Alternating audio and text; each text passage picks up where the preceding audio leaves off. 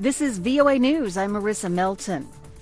U.S. President Donald Trump has backed down on his threat of military retaliation for Iran, but AP's Ben Thomas reports the situation is still tense. Neither Iran nor any other hostile actor should mistake U.S. prudence and discretion for weakness. That was National Security Advisor John Bolton speaking in Israel Sunday alongside Prime Minister Benjamin Netanyahu. While President Trump called off airstrikes last week that he says Bolton was advocating, U.S. officials say he simultaneously gave the U.S. military a go-ahead for cyber attacks, targeting Iranian military computer systems that control its rocket and missile launchers. Meanwhile, Bolton says the economic pressure will continue. We expect that the new sanctions President Trump referred to in preparation for some weeks will be announced publicly on Monday.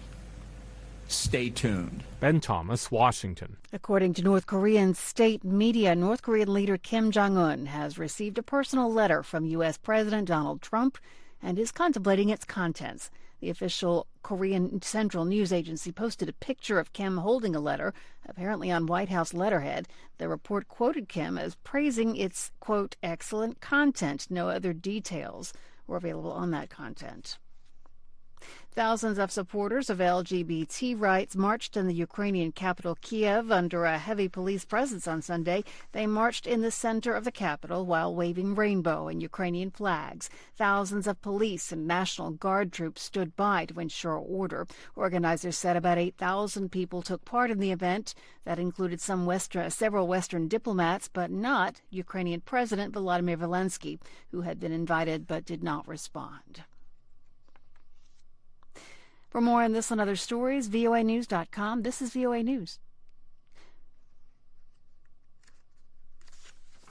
Former British Foreign Secretary Boris Johnson is promising to deliver Brexit in his first formal pitch to the party members in Birmingham, in central England.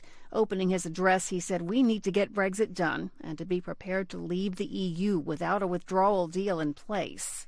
They're looking for somebody with the determination and the courage and the application to get Brexit over the line, to relaunch our party, and then to take the fight to the socialists. That's what people want. Johnson's opponent is the current Foreign Secretary, Jeremy Hunt, and he says he's prepared to do the same thing but in the right way. We must keep our promise to the British people, but I would do so with a heavy heart, because of the risks to businesses up and down the country and the risks to the union. Johnson is the favorite of Tory lawmakers to take the party leadership, replacing Theresa May as Prime Minister. The ruling party candidate in the rerun of Istanbul's mayoral election has conceded defeat to opposition candidate Ekrem Imamoglu. Sunday's vote was held because election authorities annulled Imamoglu's initial historic election victory in March on a technicality after President Recep Tayyip Erdogan disputed the defeat of his candidate. Electoral authorities rejected the ruling party's claims of voting fraud, but ordered a revote after ruling a number of election officials were ineligible. In a sign of the importance of Sunday's election, voting was brisk from the moment the polls opened. Istanbul is Erdogan's home city and has been his power base for 25 years since his rise to power started as the city's mayor. The city accounts for a third of Turkey's economy and nearly half the taxation. The mayorship is widely seen as Turkey's most important political prize after the presidency. U.S. President Donald Trump said Sunday he wants to give opposition Democratic lawmakers every last chance to stiffen the country's asylum laws and immigration policies before launching nationwide raids to deport undocumented migrants. Trump had called for the raids in more than a dozen major U.S. cities to start Sunday, but abruptly called them off on Saturday. And Dave Bartholomew, a giant of New Orleans music and a rock and roll pioneer who co-wrote such classics as Ain't That a Shame with Fats Domino, has died. He was 100 years old.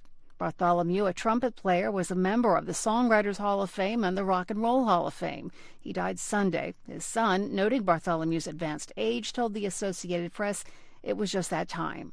His catalog included a number of top 10 hits performed by such stars as Chuck Berry, Elvis Presley, and John Lennon. I'm Marissa Melton. This is VOA News.